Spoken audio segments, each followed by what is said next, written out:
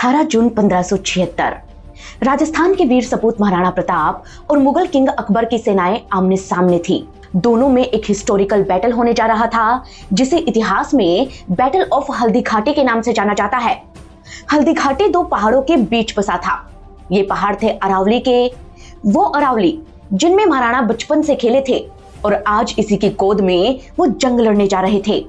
ये जंग इतनी भयानक थी कि हल्दी घाटी की पीली मिट्टी का रंग खून से लाल हो गया। इस जंग में ना कोई जीता ना कोई हारा, लेकिन यहाँ से महाराणा की बैटल स्ट्रेटेजी जरूर चेंज हो गई। अब उन्होंने अकबर से लड़ने के लिए गुरिल्ला युद्ध नीति अपनाई और इसमें उनका साथ दिया अरावली के पहाड़ों ने, यहाँ के जंगलों ने, यहाँ रहने वाली जनजातियों ने। हुआ यूं कि महाराणा प्रताप के कई किलों पर मुगलों ने कब्जा कर लिया। तब अरावली में रहने वाले भील और बंजारों ने राणा का साथ दिया। वो घने जंगलों में छिपकर मुगलों पर नजर रखते और जैसे ही मुगल राशन लेकर आते वो उन पर तीरों की बौछार कर देते। उनका राशन लूटकर वो अरावली के इन्हीं जंगलों में गायब हो जाते।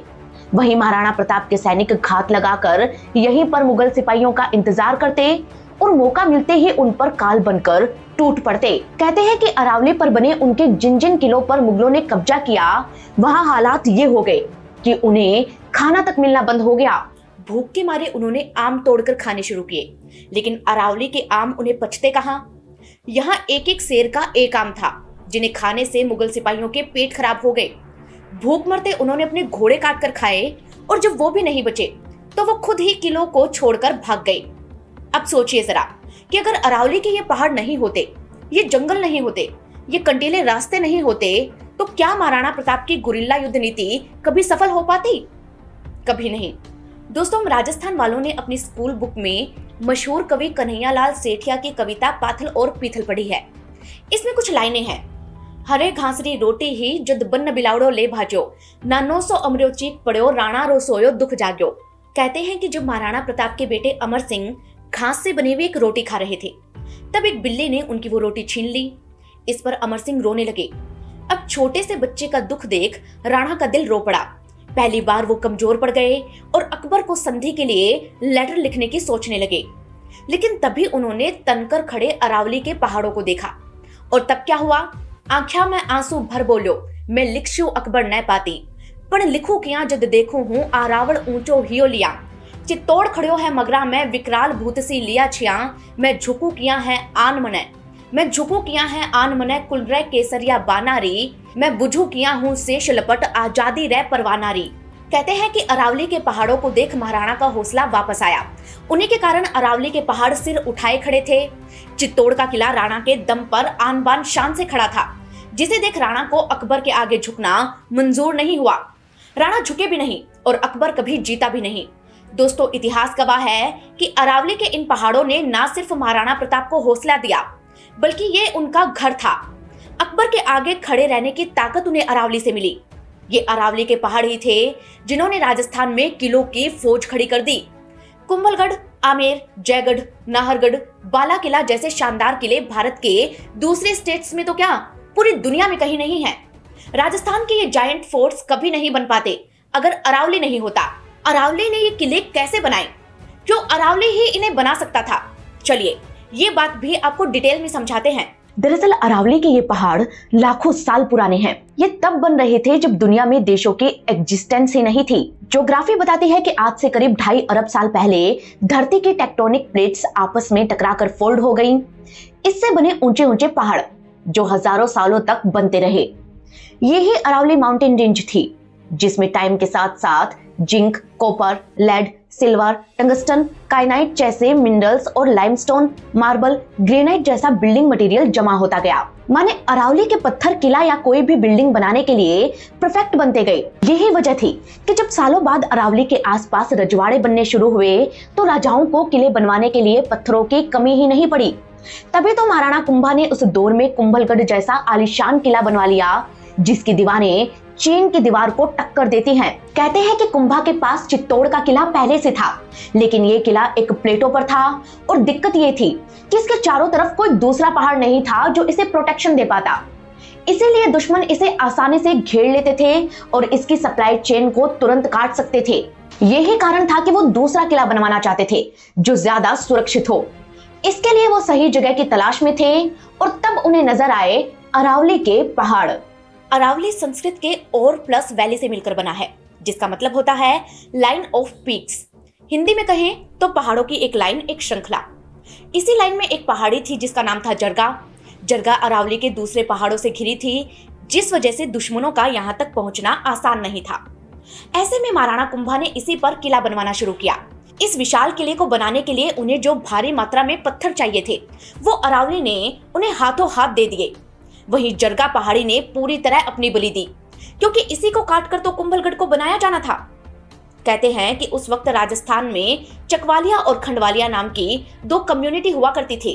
खंडवालिया लोग चट्टानों को ठोककर पहचानते थे कि पहाड़ कटेगा कहां से, और चकवालिया इन भारी भरकम पत्थरों को चक्कर पहाड़ों के ऊपर तक ले जाते थे। इन दोनों कम्युनिटी के लोगों ने अरावली के पहाड़ों के साथ मिलकर सिर्फ कुंभलगढ़ ही नहीं बल्कि राजस्थान के कई किले बनाए। वक्त के साथ साथ अरावली हजारों पशु पक्षियों का घर बनता गया। शुरुआत में इसके पहाड़ माउंट एवरेस्ट से भी ऊंचे थे। यही कारण था कि जब वेस्टर्न एशिया से फैलता हुआ थार मरुस्थल आगे बढ़ रहा था, तो अरावली ने उसका रास्ता रोक लिया और दिल्ली तक इसे फैलने से बचाया। अरावली की लोकेशन देखें तो इसकी लंबाई है 692 किलोमीटर। ये गुजरात के चंपानेर से शुरू होकर राजस्थान, हरियाणा, दिल्ली से क्रॉस करते हुए एक वक्त पर यूपी के सहारनपुर, यहाँ तक कि उत्तराखंड के हरिद्वार तक जाता था। लेकिन फिलहाल अरावली का लास्ट पॉइंट है दिल्ली का रायसीना हिल्स, जहाँ पर बना है भारत का राष्ट्रपति भवन। आज भी जब आप राष्ट्रपति भवन जाएंगे तो वहाँ के रास्तों पर आपको ढलान मिलेगी। वहाँ आसपास ग्रीनरी ज्यादा और टेम्परेचर कम मिलेगा, सिर्फ अरावली के कारण।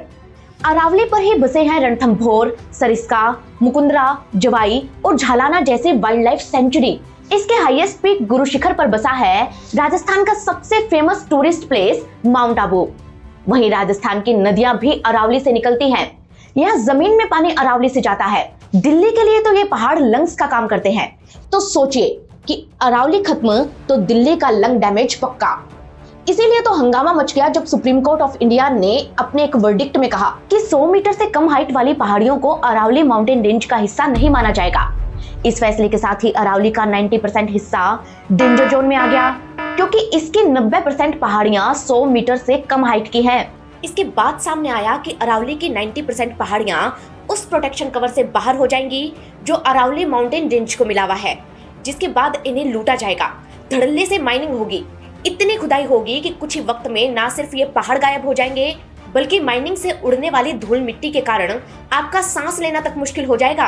राजस्थान की जमीन को पाताल तक खोदने पर भी पानी नहीं मिलेगा, और फॉरेस्ट रिजर्व का नाम तो भूल ही जाना। अरावली खत्म तो राजस्थान की लाइफलाइन खत्म, इमोशन खत्म, कल्चर खत्म और हेरिटेज खत्म। ये बात सामने आते ही पूरा राजस्थान सड़कों पर उतर आया। लोगों ने गिरफ्तारियां दी, हंगामा इतना मचा कि सरकार के मंत्रियों को सफाई देने के लिए आगे आना पड़ा। लेकिन उससे भी काम नहीं चला तो नया फैसला ये आया कि अब कोई नई लीज नहीं दी जाएगी, यानी कोई भी सरकार नए खनन पट्टे जारी नहीं करेगी, और पुरानी जो माइनिंग हो रही है उसे भी नए टर्म्स और कंडीशन के अंडर लाया जाएगा। लेकिन सवाल ये आता है कि क्या इससे मामला सेटल हो जाएगा? कहीं ये तो नहीं कि ये सब जनता को शांत करने के लिए किया गया है? क्या होगा अगर हम अलर्ट नहीं रहे तो? दोस्तों, अरावली कितना जरूरी है ये तो आपने पहले ही अलग अलग वीडियो में देखा होगा, लेकिन हमारा इसके साथ इमोशनल कनेक्शन कैसा है? क्यों हमारा अरावली एक पहाड़ नहीं बल्कि हमारा परिवार है, हमारी पहचान है। आज आपको इसके बारे में बताने के लिए मैंने ये वीडियो बनाया है, ताकि आप फिर से शांत होकर ना बैठ जाएं। कैसे बना अरावली और क्यों ये हमारे इतिहास और भविष्य के लिए जरूरी है, और क्या होगा अगर खत्म हो जाएगी अरावली की खूबसूरत पहाड़ियां। दोस्तों, इन सभी सवालों का जवाब जानने के लिए हमें कहानियों के जरिए अरावली की वैल्यू समझनी होगी, और ये वैल्यू समझने के लिए चलिए मेरे साथ राजस्थान के सबसे खूबसूरत पार्ट वेस्टर्न राजस्थान।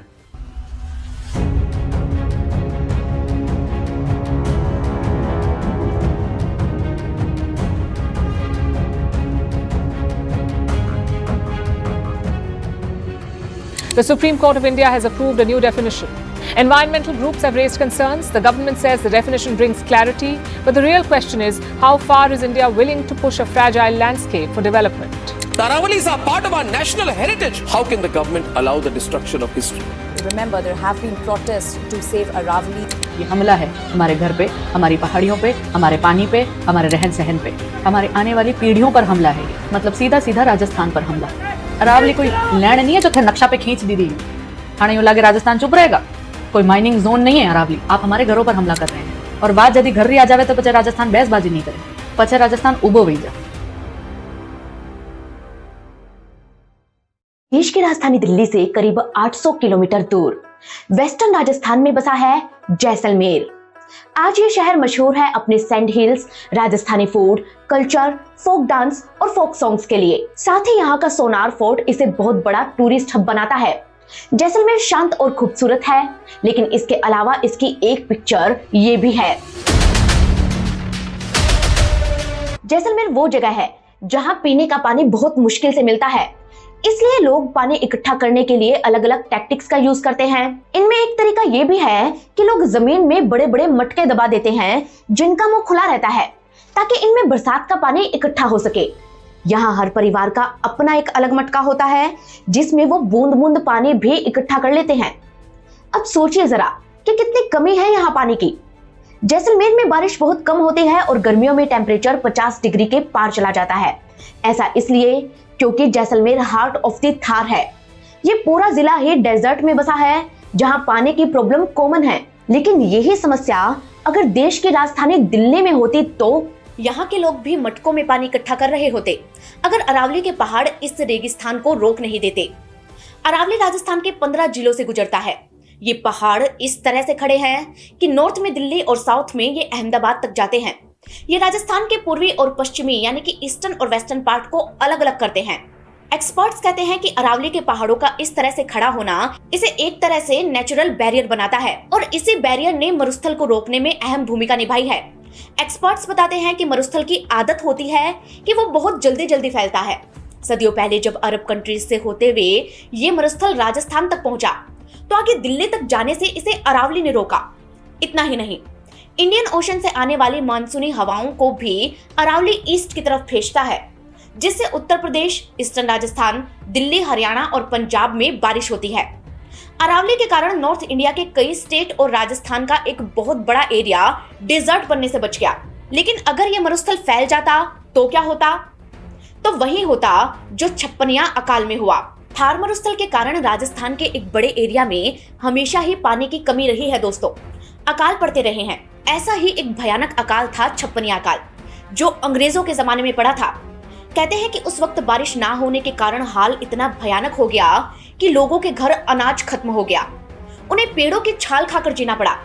बेर, कैर, सांगरी जैसे पेड़ पौधे जिन्हें जानवर खाते हैं उन्हें इंसानों ने खाया और किसी किसी ने तो सांगरी के बदले अपनी पत्नी तक का सौदा कर दिया।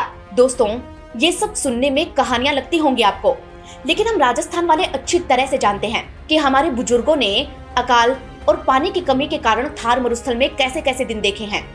यही तो कारण है कि लोगों को अपने घर छोड़ने पड़े और इसी वजह से आज मारवाड़ी कम्युनिटी देश और दुनिया के कोने कोने में मिलती है। यही हाल दिल्ली और नॉर्थ इंडिया के दूसरे स्टेट्स का होता अगर अरावली ना होता। अरावली की बनावट ऐसी है कि मॉनसून की हवाएं इससे टकराकर भारत में बारिश करवाती हैं। अगर अरावली ना हो तो मॉनसून की ज्यादातर बारिश डाइवर्ट होकर पाकिस्तान की तरफ चली जाएंगी और हम तरसते रह जाएंगे। राजस्थान यूनिवर्सिटी के प्रोफेसर महेश मीना कहते हैं कि अरावली की पहाड़ियां पुरानी हैं, इसी वजह से इनमें खास तरीके के पेड़ पौधे मिलते हैं जिनमें मेडिकल प्रॉपर्टीज होती हैं। इसका पत्थर मजबूत होता है और इसमें लंबे वक्त तक पानी स्टोर करने की शक्ति होती है। साथ ही ये दिल्ली से आने वाली खराब हवा और पोल्यूशन को रोकता है। नीमका थाना, कोटपुतली, अलवर से उड़ने वाली डस्ट और जानलेवा कार्बन पार्टिकल्स को रोकता है। अगर अरावली ना हो तो राजस्थान का हाल भी दिल्ली और भिवाड़ी की तरह हो जाएगा और पोल्यूशन इतना बढ़ जाएगा कि लोगों का सांस लेना दुभर हो जाएगा। अरावली के जंगल दिल्ली और राजस्थान के लिए फिल्टर का काम करते हैं, इसलिए इसे लंग्स ऑफ दिल्ली यानी कि दिल्ली का फेफड़ा भी कहा जाता है। इतना ही नहीं, राजस्थान में तो जमीन में पानी भी अरावली से ही आता है। एक रिपोर्ट बताती है कि Aravalli 20 lakh litre per hectare ground water को रिचार्ज करता है, जो राजस्थान के लिए सबसे बड़ा पानी का सोर्स है। पहले 10 मीटर जमीन खोदने पर ही पानी निकलने लगता था, लेकिन अब लोग कहते हैं कि 150 मीटर जमीन खोदने पर भी पानी नहीं मिलता है। अगर अरावली नहीं हुआ ना दोस्तों, तो 200 मीटर क्या 1000 मीटर खोदने पर भी पानी नहीं मिलेगा। अरावली सिर्फ एक माउंटेन रेंज ही नहीं है, बल्कि लाखों पशु पक्षियों का घर है। ये हवा को साफ करता है। इससे निकलने वाली लूणी, बनास जैसी नदियां न जाने कितने ही गांव में पानी पहुंचाती है।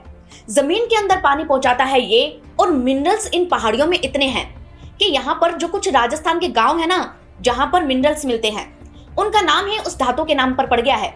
जैसे कि तांबा खेड़ी, यहाँ पर तांबा यानी कॉपर मिलता है। इतना ही नहीं, कुछ लोग बताते हैं कि अरावली के कई गांव ऐसे हैं जहां पर ग्रेनाइट बहुत मिलता है, और उस गांव के लोग अपने घरों की नींव भी ग्रेनाइट के पत्थर से भरते हैं। अरावली के पत्थर ने भारत के लिए जो बेमिसाल इमारतें बनाई है ना, उसमें सबसे पहला नाम आता है ताजमहल का।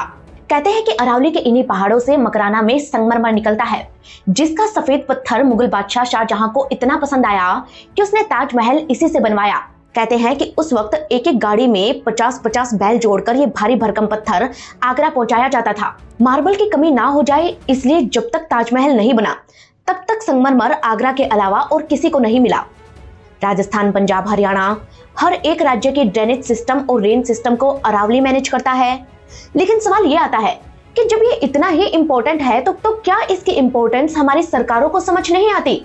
और अगर आती है तो माइनिंग क्यों हो रही है? ये समझने के लिए हमें सबसे पहले अरावली में होने वाली माइनिंग की कहानी को जानना होगा। लेकिन इससे भी पहले ये समझना जरूरी है कि इन पहाड़ियों की हाइट कम क्यों हो रही है। तो बात यह है कि अरावली के आगे हिमालय बच्चा है। अब बच्चा बड़ा होता है और बुजुर्ग ढलते हैं। बस वो ही रूल यहाँ लागू होता है। जब सदियों पहले अरावली बना था तो इसके पहाड़ भी काफी ऊंचे थे, लेकिन फिर इसमें शुरू हुई इरोजन एक्टिविटी, माने कि घिसाव। बरसों से हवा बारिश की मार झेलते हुए अरावली के पहाड़ों का कटाव होता गया, और इसी से इसकी पहाड़ियों की हाइट भी कम होती गई। ठीक वैसे ही जैसे पुराने घर धंसने लगते हैं। हालांकि ये एक नेचुरल प्रोसेस है जिसे कोई रोक नहीं सकता, लेकिन गड़बड़ तब हुई जब हम इंसानों ने छोटी हो गई अरावली की पहाड़ियों को गायब करना ही शुरू कर दिया। और ये सब तब शुरू हुआ जब शुरू हुई माइनिंग। एक्सपर्ट्स कहते हैं कि अरावली खास है। इसमें मिलता है कंक्रीट, शानदार बिल्डिंग मटेरियल और मजबूत पत्थर जो बिल्डिंग बनाने के काम आते हैं। इसी वजह से यहाँ 1970 के आसपास से ही माइनिंग शुरू हो गई थी। कुछ वक्त तक ये काम लीगल तरीके से चला। सरकारें इनके लिए बकायदा पट्टे बांटती थी, लेकिन फिर माइनिंग के काम में वो लोग भी उतर गए जिन्हें लीगल तरीके से पट्टे नहीं मिले, यानी कि माफिया। और इन्होंने इलीगल तरीके से अरावली की खुदाई शुरू कर दी।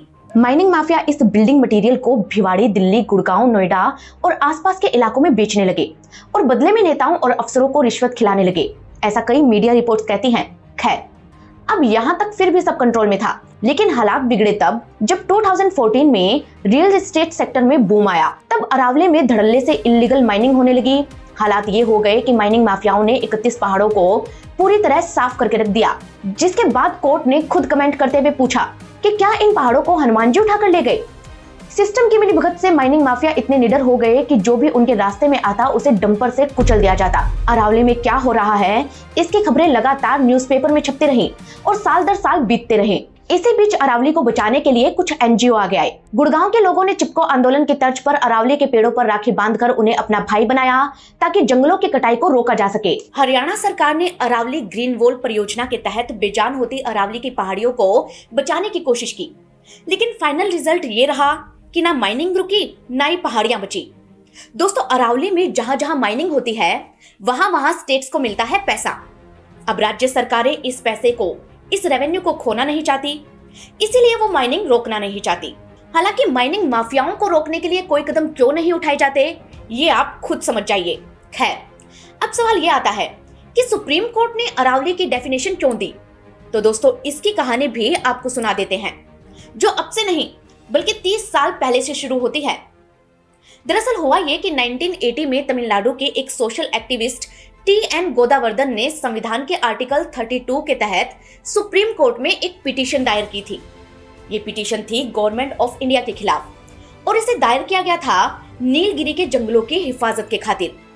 गोदावर्धन का कहना था कि यहाँ पर पेड़ों की जमकर कटाई होती है, वो भी इलीगल तरीके से, और ये वन संरक्षण एक्ट 1980 का उल्लंघन है।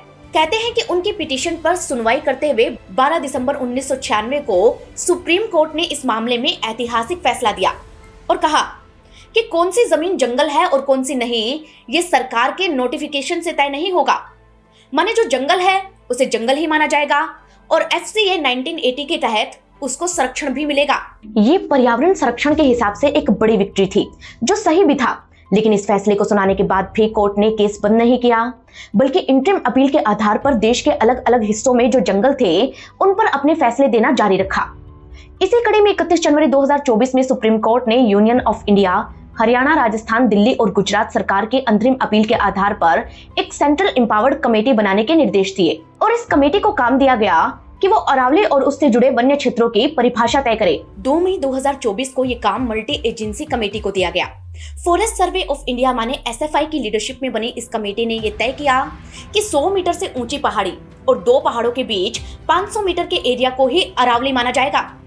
इससे पहले भी एक कमेटी बनी थी जिसकी रिपोर्ट में ये तय हुआ था कि 20 मीटर से ऊंची जमीन को पहाड़ी माना जाएगा, लेकिन नई रिपोर्ट ने पूरा का पूरा मामला ही बदल कर रख दिया। ऊपर से ये भी क्लियर नहीं किया कि ऊंचाई कहां से मापी जाएगी। दोस्तों, आपने देखा होगा कि किसी भी रेलवे स्टेशन पर जब हाइट लिखी होती है तो लिखा होता है कि समुद्र तल से ऊंचाई इतनी है, ये है क्योंकि दुनिया भर के जो समंदर है उनका बेस एक जैसा है, कोई भी ऊपर नीचे नहीं है।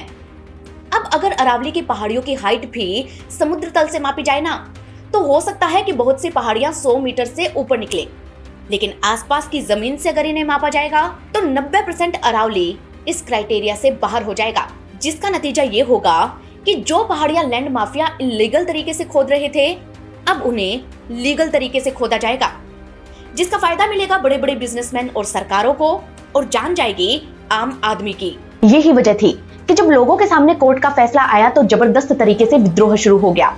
लोग सड़कों पर उतर आए, बेशुमार वीडियो बनने लगे, सेव अरावली कैंपेन शुरू हो गया और कई कई जगह तो ये विरोध इतना भयानक तरीके से हुआ कि सरकार को लोगों को जेल में ठूसना पड़ा।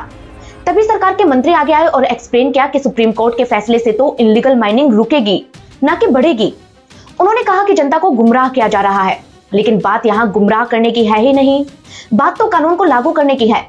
अरावली के संरक्षण के लिए कानून तो भर भर कर बने हुए हैं पहले से ही, लेकिन फिर भी इसे बचा क्यों नहीं पा रहे? अरावली की पहाड़ियां गायब कहां हो रही है? क्यों माइनिंग माफिया पुलिस अफसरों को ही डंपर से कुचल देते हैं? इन माफियाओं में ये हिम्मत आई कहां से? आज अरावली को बचाने के लिए जनता जागी है, जिसे बहुत पहले जाग जाना चाहिए था, और अब भी ये जरूरी है कि हम फिर से सो ना जाएं। सरकार के स्टेटमेंट के बाद मामला ठंडा जरूर हुआ है, लेकिन शांत नहीं। विरोध कर रहे कई समूहों ने कहा है कि प्रदर्शन जारी रहेंगे और वे कोर्ट की नई परिभाषा को चुनौती देने के लिए कानूनी विकल्प तलाश रहे हैं। सरकार की सफाई के बावजूद अब भी बहुत से डाउट है, और वो तब उठेंगे जब अरावली के आसपास रहने वाले लोग अपने यहाँ के पहाड़ों को कटता हुआ देखेंगे। लेकिन सवाल उठने के साथ साथ आवाज उठना भी जरूरी है, क्योंकि दोस्तों, हमारे राजस्थान में समस्याओं की कमी तो पहले से ही नहीं है। ये वो स्टेट है जो कैंसर जैसी बीमारियों के मामले में टॉप 5 स्टेट्स में आता है। यहाँ इंदिरा गांधी नहर में जहरीला कचरा भर भर के फेंका जाता है और यही नहर वेस्टर्न राजस्थान का सबसे बड़ा वाटर सोर्स है। यहाँ पर पंजाब के बठिंडा से बीकानेर तक एक खास ट्रेन चलती है जिसमें सिर्फ कैंसर पेशेंट होते हैं। अब सोचिए जरा कि पहले ही वाटर पोल्यूशन के कारण राजस्थान के लोग कैंसर से मर रहे हैं, ऊपर से अगर हवा भी प्रदूषित हो जाएगी तो लंग कैंसर का खतरा और बढ़ जाएगा। ऐसे में सोचो जरा कि अरावली का जाना कितना खतरनाक साबित हो सकता है। और राजस्थान के लिए तो हवा पानी घर ही नहीं, बल्कि अरावली एक विरासत है, इतिहास है, जिसकी कहानियां मैं आपको पहले ही सुना चुकी हूँ। आज भी बहुत सी जनजातियां सिर्फ इन पहाड़ों में रहती है। बहुत से पशु पक्षी और पेड़ ऐसे हैं जो सिर्फ और सिर्फ अरावली में ही मिलते हैं, और इतिहास की हजारों दास्तानें भी ऐसी हैं जो अरावली से शुरू होकर अरावली पर ही खत्म होती है। तभी तो इसे बचाने के लिए लोग सड़कों पर उतर गए, जिनके डर से सरकार और उनके मंत्रियों ने स्टेटमेंट्स दिए कि अरावली को कुछ नहीं होगा। कुछ इन्फ्लुएंसर्स ने वीडियो बनाए और कहा कि परिभाषा तय करके तो इलीगल माइनिंग को रोकने का काम किया गया है। अच्छा बिल्डिंग मटेरियल तो पहाड़ी के 100 मीटर ऊपर वाले हिस्से में ही मिलता है, इससे वो तो बच जाएगा ना। लेकिन इस तरह का लॉजिक देने वाले ये लोग समझाएं जरा कि अगर 100 मीटर से छोटी पहाड़ियों में कुछ है ही नहीं तो फिर उन्हें खोदा क्यों जाता है। अरावली की हाइट को अगर मेजर करें तो पता चलता है कि इसका हाईएस्ट पीक है गुरु शिखर, जिसकी हाइट है 1722 मीटर। वहीं एवरेस्ट का हाईएस्ट पीक है सागरमाथा, जिसकी हाइट है 8848 मीटर, माने कि अरावली से कई गुना ज्यादा।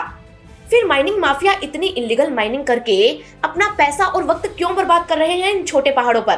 खैर, इस तरह के लॉजिक क्यों दिए जाते हैं ये सबको समझ आता है और इनसे गुमराह अब कोई होने वाला नहीं है। भले ही नई माइनिंग लीज ना जारी की जाए, भले ही सरकार कह दे कि अरावली को कुछ नहीं होगा, लेकिन इस बार भरोसा सिर्फ आंखों देखी पर करना होगा। अरावली के आसपास रहने वाले लोगों को इस बात पर गौर करना होगा कि क्या वाकई उनके यहाँ पर हो रही इलीगल माइनिंग बंद हो गई है या चोरी छुपे रात के अंधेरे में ये गोरख धंधा वैसे का वैसा ही चल रहा है। दोस्तों, आपके विरोध के कारण सरकार पर दबाव पड़ा, माने आवाज उठाने का असर क्या होता है ये आप सबने देख लिया होगा। तो इस आवाज को अब खोना नहीं है, क्योंकि अगर हम चुप रहे तो हमारी विरासत मिट्टी में मिल जाएगी। हकीकत यह है कि राजस्थान के लोगों के लिए अरावली सिर्फ पहाड़ ही नहीं बल्कि उनका इमोशन है, लेकिन इसके खत्म होने से खतरा पूरे देश को है। यही कारण है कि अरावली को बचाने के लिए हम सबको अलर्ट रहना होगा। अगर आपके आसपास की पहाड़ियां खोदी जा रही है तो आवाज उठानी होगी। दोस्तों, उम्मीद करती हूँ कि इस वीडियो में जो किस्से और कहानियां मैंने पेश किए हैं उससे आपको ये पता चला होगा कि अरावली सिर्फ एक माउंटेन रेंज ही नहीं बल्कि हमारा इतिहास है, हमारा वर्तमान है और आने वाली पीढ़ियों का फ्यूचर है, और इसे बचाना हम सबकी जिम्मेदारी है। अगर आप भी इस मुहिम में मेरे साथ हैं तो इस वीडियो को जितना हो सके शेयर करें। साथ ही कमेंट करके ये बताना ना भूलें कि आप हमें कहां से देख रहे हैं और इस मुद्दे पर आपकी क्या राय है। अपने सोशल मीडिया के हर प्लेटफॉर्म पर इस वीडियो को जितना हो सके शेयर करें। दोस्तों, हम मिलेंगे आपको किसी नई रिपोर्ट, किसी नई कहानी के साथ। तब तक इस पूरे मुद्दे पर आप अपनी राय कमेंट सेक्शन में बताना बिल्कुल ना भूलें। हम मिलेंगे किसी नई कहानी के साथ। तब तक के लिए जय अरावली। थारो घणो घणो धन्यवाद।